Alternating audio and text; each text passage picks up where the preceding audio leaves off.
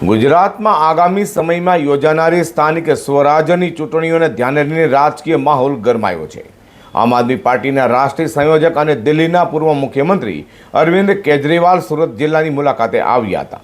સુરતના ગોથાણ ગામ ખાતે આયોજિત ભવ્ય બૂથ ક્ષેત્રીય સંમેલનમાં તેમણે કાર્યકરોને જીતનો મંત્ર આપી રાજ્યમાં ચૂંટણીલક્ષી રણનીતિના વિધિવત શ્રી ગણેશ કર્યા છે। આમ આદમી પાર્ટીના રાષ્ટ્રીય સંયોજક અને દિલ્હીના પૂર્વ મુખ્યમંત્રી અરવિંદ કેજરીવાલ સુરત જિલ્લાની મુલાકાતે આવ્યા હતા અને સુરતના ગોથાણ ગામ ખાતે આમ આદમી પાર્ટીનું બૂથ ક્ષેત્રીય સંમેલનમાં અરવિંદ કેજરીવાલ ઉપસ્થિત રહેવા પામ્યા હતા। અરવિંદ કેજરીવાલ સાથે આમ આદમી પાર્ટીના ધારાસભ્ય ચૈતર વસાવા, ધારાસભ્ય ગોપાલ ઇટાલિયા, ગુજરાત પ્રદેશ પ્રમુખ ઈસુદાન ગઢવી સહિતના નેતાઓ પણ આ ક્ષેત્રીય સંમેલનમાં હાજર રહ્યા હતા। કાર્યક્રમ દરમિયાન આપના નેતાઓએ શાસક પક્ષ ભાજપ પર આકરા પ્રહારો કર્યા હતા।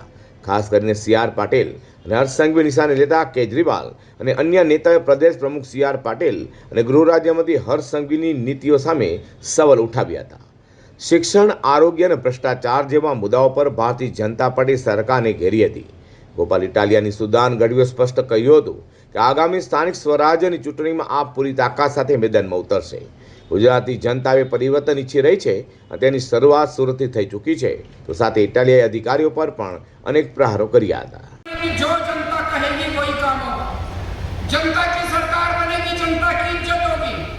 नेताओं का भ्रष्टाचार खत्म किया जाएगा, नेताओं की गुंडागर्दी खत्म की जाएगी।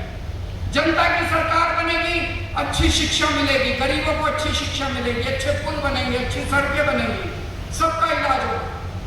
पंजाब के अंदर जनता की सरकार है, आम लोगों की सरकार है। भगवंत मान किसान का बेटा है।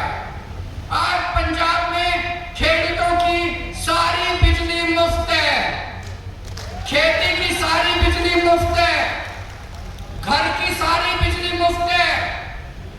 गुजरात में चाहिए मुफ्त बिजली? किस किस को चाहिए? तो अपनी सरकार बनाओ। ये बीजेपी की सरकार मत बनाओ, कांग्रेस की सरकार बनाना बंद। अपनी सरकार, अपने को वोट डालो, अपने को वोट डालो। पार्टियों की सरकार बनाने बंद करो। पंजाब के अंदर दिन में 8 घंटे बिजली आती है खेती के लिए। गुजरात में मुझे पता चला रात को 3 बजे बिजली आती है, 4 बजे है कि नहीं है? दिन में बिजली आती है, 8 घंटे लगातार किसानों के लिए बिजली आती है। क्यों? क्योंकि वहां पे जनता की सरकार है, आपकी सरकार है, आम आदमी की सरकार। આગામી સમયમાં ગુજરાતમાં યોજાનારી સ્થાનિક સ્વરાજ્યની ચૂંટણીને લઈને રાજકીય ગરમા હોય તેમ કેજરીવાલની મુલાકાત સાથે જ આમ આદમી પાર્ટી દ્વારા ચૂંટણીલક્ષી રણનીતિના શ્રી ગણેશ કરાયા છે। રાજ્યમાંથી આવેલા કાર્યકર્તાઓ સાથે અરવિંદ કેજરીવાલે સીધો જ સંવાદ કર્યો હતો। તો અરવિંદ કેજરીવાલ સાથે સંવાદ લઈને કાર્યકરોમાં ઉત્સાહ જોવા મળ્યો છે।